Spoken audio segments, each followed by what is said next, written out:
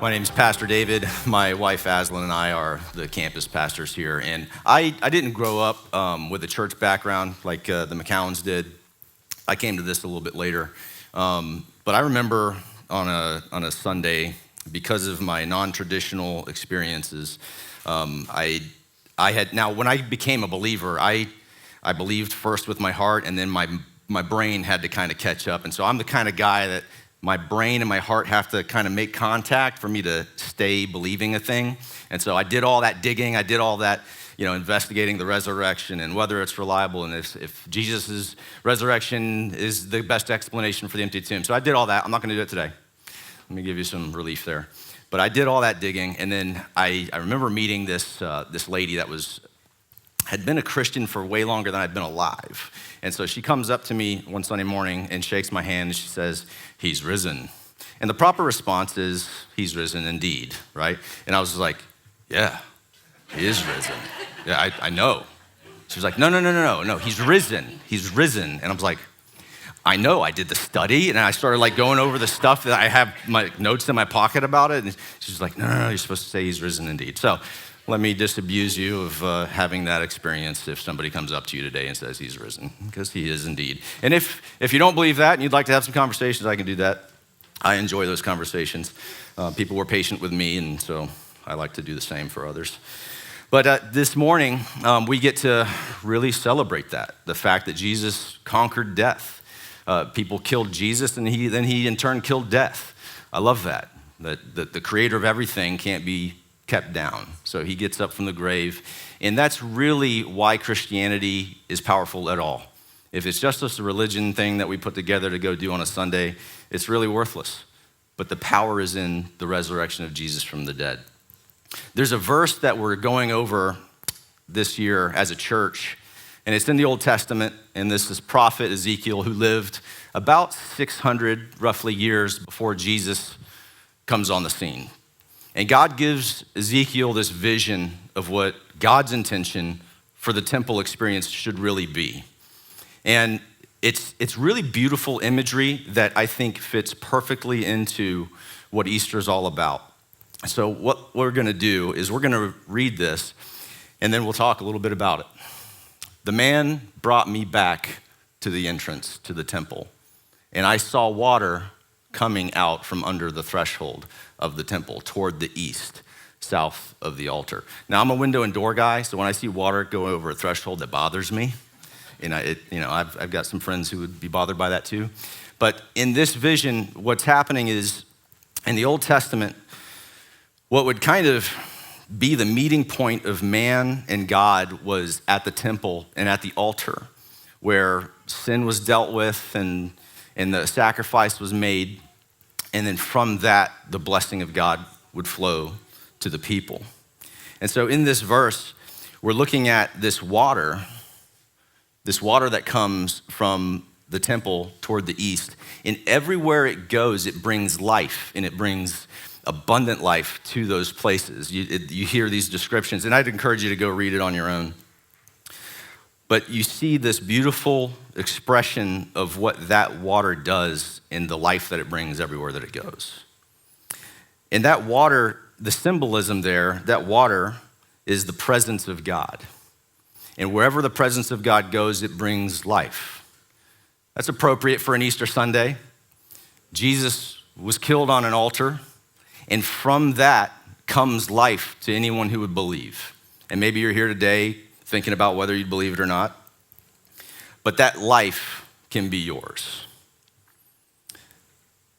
In the Old Testament, there were three things that would take place on an altar: sacrifice, something costly; offering, making things right; and then worship, declaring what matters most.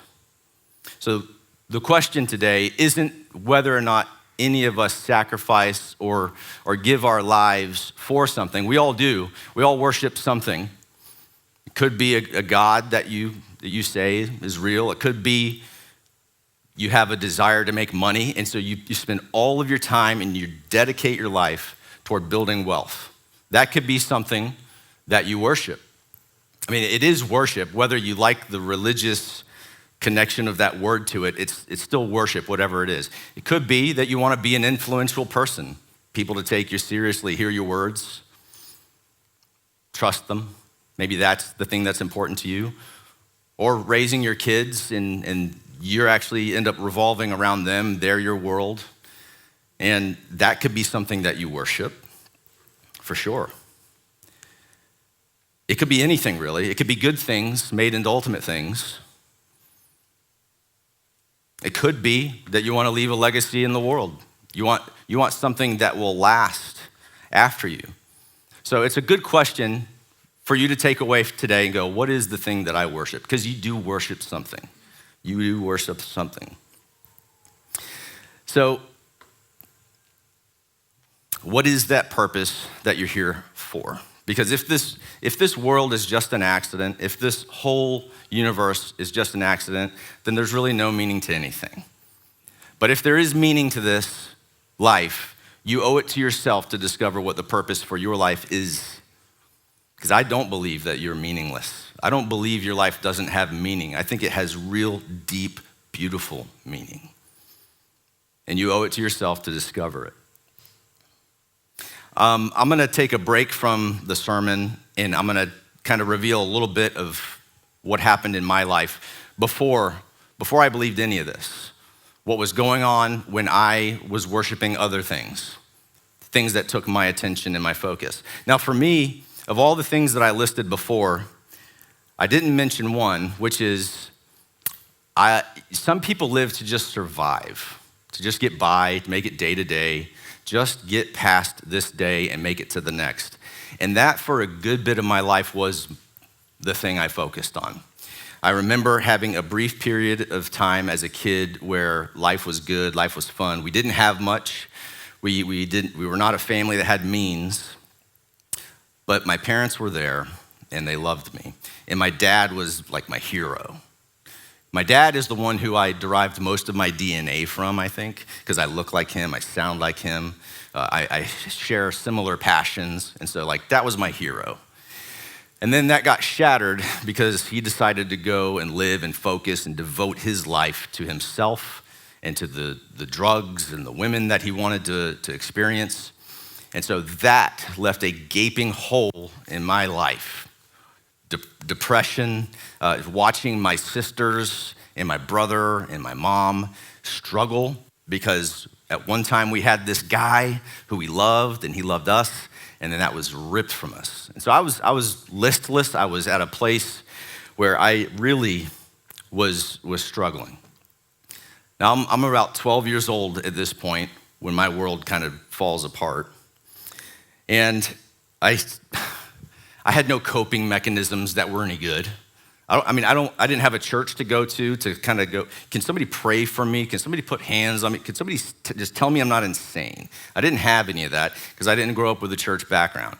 So what do? The thing that I would go to was I would just try to survive my week to get to the weekend.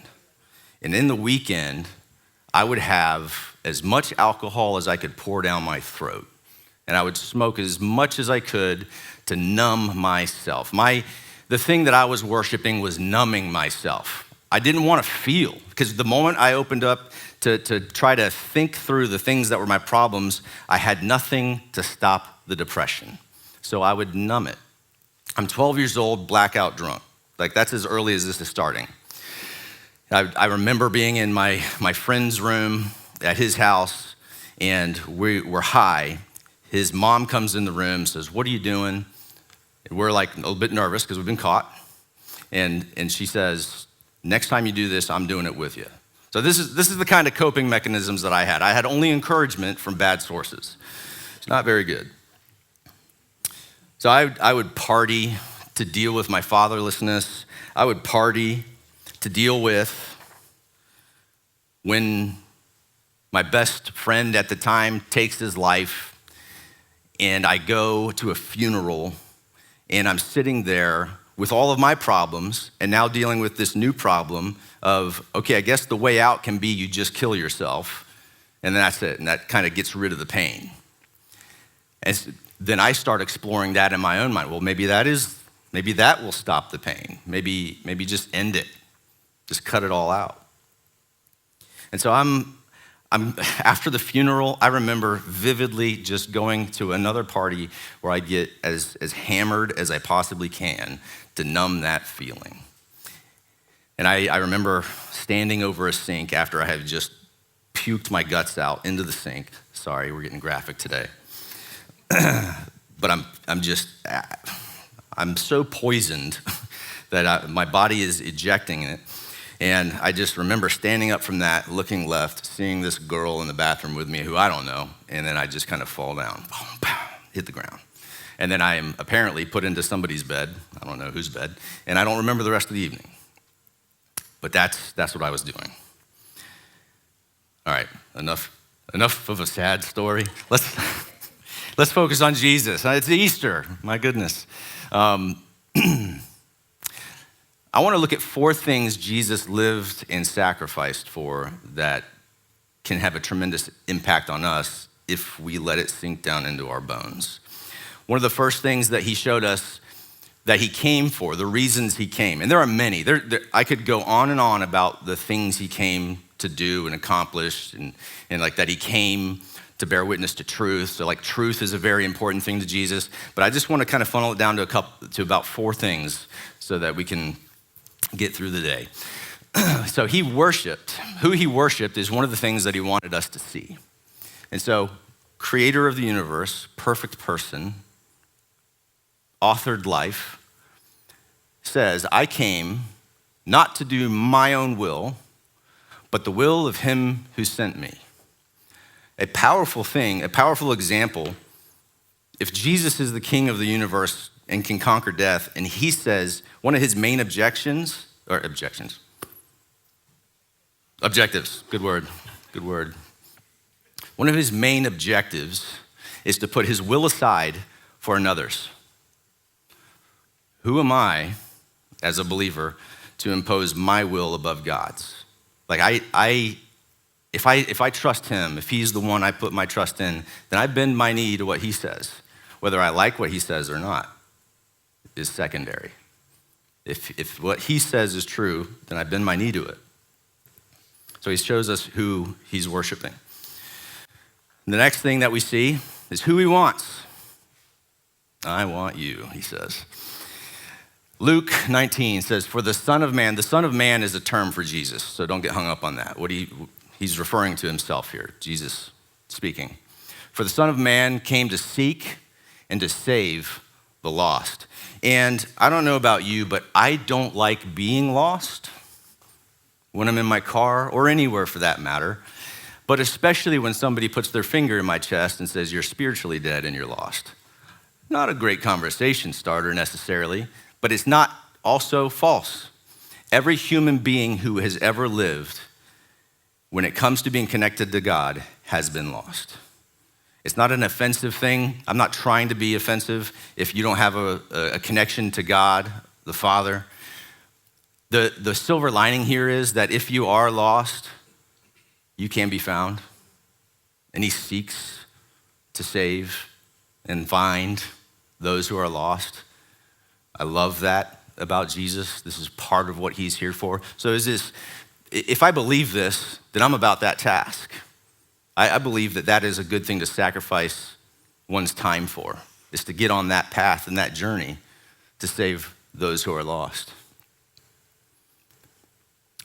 What he's after, I came that they may have life and life to the full. This doesn't mean things. Jesus doesn't want to come into your life and give you a Ferrari. Sorry to disappoint you.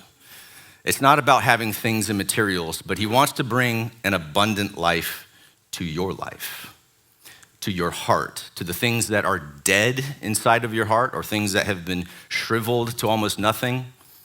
He also wants to put new passions into your heart, maybe bring things alive that you never knew could be possible. That's what abundant life is. And I want to tell you about a conversation I just had this a couple weeks ago. It's with a pastor from Ukraine. We're having lunch.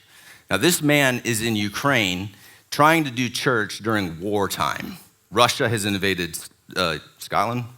That would be news. No, Russia has invaded Ukraine, and there's a war, and there are people dying, and this person is trying to do church. He's trying to love people still and plant churches and take care of widows and orphans. And I'm just sitting here listening to his experience. Now, I will tell you, that's draining. Like just trying to do church, just trying to like talk to you guys is draining me right now. I'm kidding. Kind of. Can I get some water? It can be draining work. Then try doing that during wartime. And you look at somebody and things get pretty real pretty quick, and what your life is about gets focused very quickly when war is happening while you're trying to do the thing that you're called to do. And I'm sitting here listening to this man tell us about his experiences, show us how the church is alive and well and moving in Ukraine, even while that's taking place. Thank you, brother.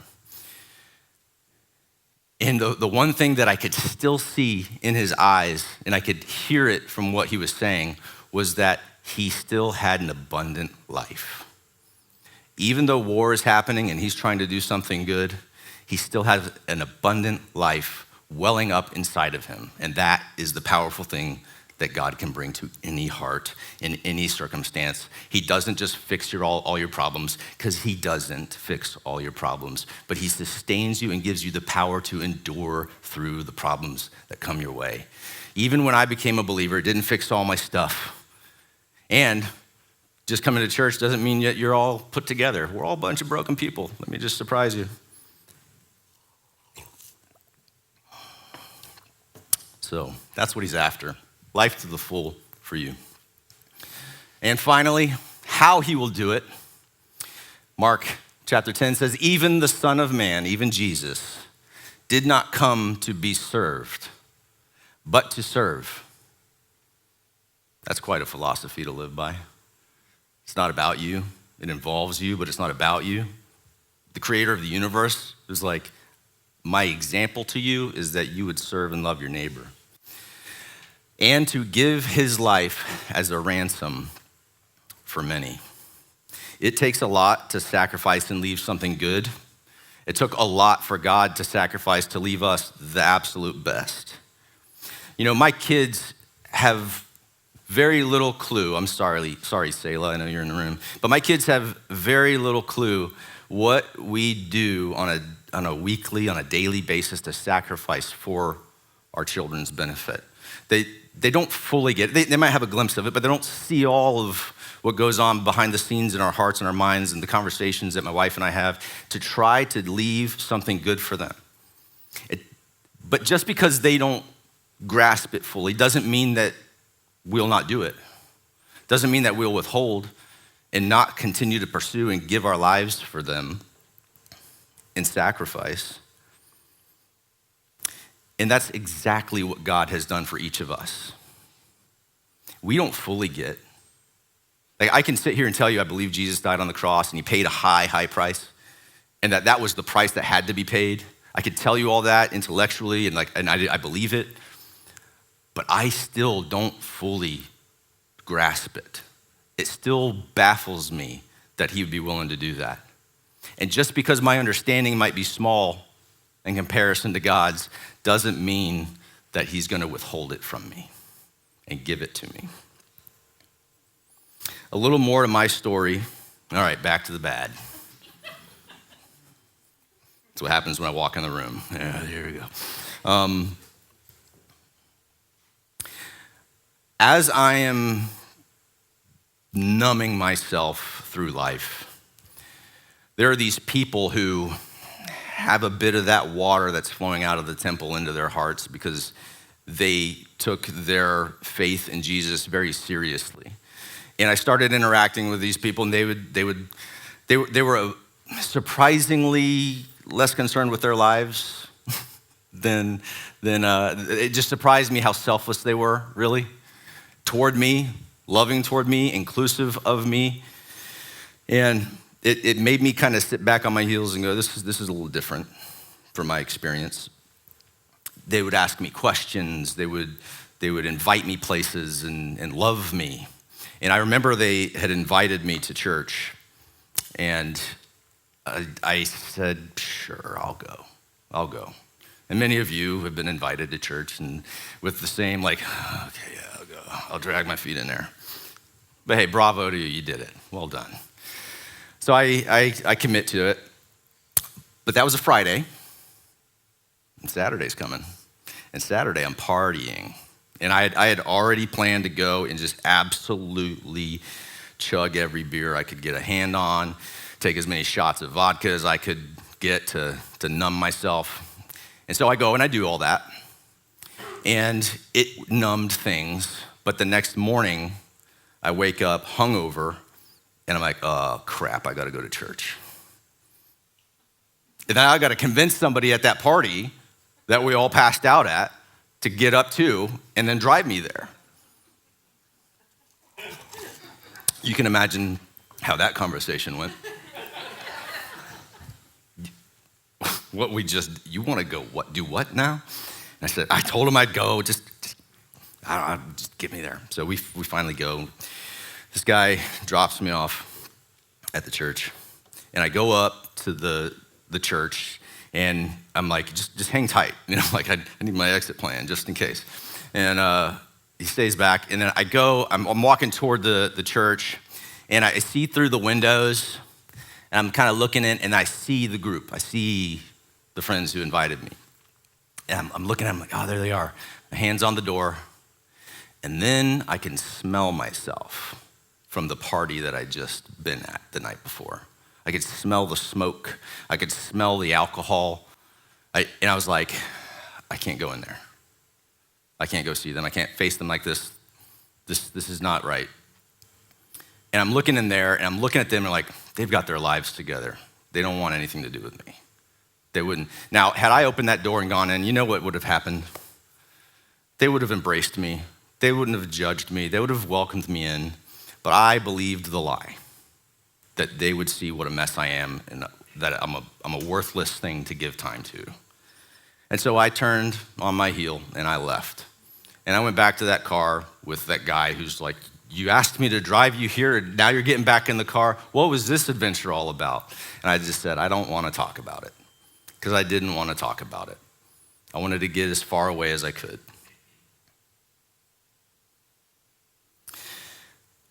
All right, back to some good. We'll wrap it up. It'll be better. So what did it take? It took a ransom. That word ransom, we know what that word means, because like if somebody's kidnapped and the kidnapper wants to make some money, they say, if you want this person that you loved back, then you got to pay X millions of dollars, and then maybe they give them back. Or if you have a particular set of skills, you can just hunt them down and kill them. Right? Any Liam Neesons out there? Yeah. I can never see him do anything ever again and not remember this movie. But, all right, let's get him off the screen so that you focus more on me. I'm not as impressive. But the ransom is necessary not because you've been kidnapped by someone else. You're your own kidnapper. That's how messed up this is. I've kidnapped myself, and I've made myself a prison of my own decisions. And I could sit here and I could point my finger back at my dad and blame him for all my problems. I could put it all on his shoulders squarely, but I'm responsible for my actions after that too. It's up to me to be a victim to that, and it's up to me to make my actions after the pain. I still have sinned against God. I have still turned my back on him. I have still considered him as less important than me. I have elevated myself above him by rejecting him. So, but why does Jesus, why is death a part of this? Why does it take him going to the cross? Let's talk about forgiveness just a little bit. So forgiveness, if you come into my house and you knock something precious off my table, something that's important to me and it's valuable, and you knock it to the floor and it breaks, I've got a few options. I got a few ways to deal with you. I could go the Liam Neeson route. No, I could tell you to just get out of my house and don't come back. I could just dismiss you completely and just say, you've ruined this, go. I could make you pay for it. I could make you come out of pocket. Neither of those two options is forgiveness. Neither of them do anything with forgiveness. They might deal with justice a little bit, but not forgiveness. Or I could absorb that cost and say, you're forgiven. But who's paying? Anytime, think about it, anytime you've ever forgiven anybody anything, you've released them from the debt. You do not expect payment from them. This is why Christianity is different and better than everything else in the world that you could ever believe. Because everything else is you have to work it off, which also makes that life about you and not the deity. But in Christianity, Jesus cancels your debt. You can't pay the price. He gives himself. He absorbs the cost and lets you go free. He lets the justice that should come down because of me, he lets the justice hit him on the cross, and then mercy and forgiveness come off that toward me. It's the only way that we can make sense of forgiveness with God, is he absorbs the cost into himself, and you go free. There's not a better message than that. If you're looking for one, it doesn't exist. You want real forgiveness? Do you want a God to actually deal with forgiveness? He does it by taking all the blows so that you go free. And you can become a son and a daughter. He adopts you into his life, into his family. There's not a better message. Jesus, why is an altar or ransom needed? Because of sin, and somebody has to pay, somebody has to sacrifice, be the offering and worship, and Jesus fulfills all of it. Jesus is the sacrifice, the offering, and our example of worship. There's never been a better example of devotion to God than in the person of Jesus. And I want my life to reflect that. I want to seek after that. And now, Jesus was the example of how to live, how to be sacrificial, how to give yourself for others. And so when this finally took up residence in my own heart, when I started to believe, I started to have the ability to forgive what I considered unforgivable. All of the offense that my father had, the things that he had done, the things I hated about my own self because I even looked and sounded like him and I shared the same name, both first and last. When I forgave, it's like a weight fell off. Like I remember the moment that I was able to let go and forgive those offenses, and it's like a 50-pound weight fell off. And I'm like, this is what people have been talking about. This is the freedom that people talk about. My addictions began to fall. I was able to say no to things that I thought were impossible to say no to. Like freedom, real life freedom came. I began to see that my life is not about me and it's about others. If you had asked me 20 years ago whether I'd be doing this, would I'd be spending my time with a bunch of you people on a Sunday doing this for free, and that I would be wanting to give as much money as I could to this cause, and I mean that. I want to bring as much money into the kingdom of God as I possibly can so that it can go help other people. I don't want a dime from it. I want the message of Jesus to reach as many people as possible for them. And I will live this and I will die doing this because I believe it so deeply. I want to be more like him, and I want me to fade. I want myself to fade to the background so that other people can experience this freedom. That's what this life is about. That's Easter. The life-giving power of Jesus on the cross and conquering death was for you, so that your life could look more like him so that other people could benefit. That's beauty. If you guys would stand with me today, I'm gonna pray, and I'm gonna stop talking. After I pray, then I'll stop talking. That's how that works. But I want to challenge you today. If you've never believed this before, I want you to believe it. Yeah, I'm seeking converts. I want you to believe that Jesus is who he said he is. And if you got struggles, I will walk and I will talk with you anywhere you want to go. And let's uncover every question that you got. And let's test this thing. Let's see if this power I'm saying is very real to me. Let's see if it could be real for you. Believe it. Let it go down into your heart.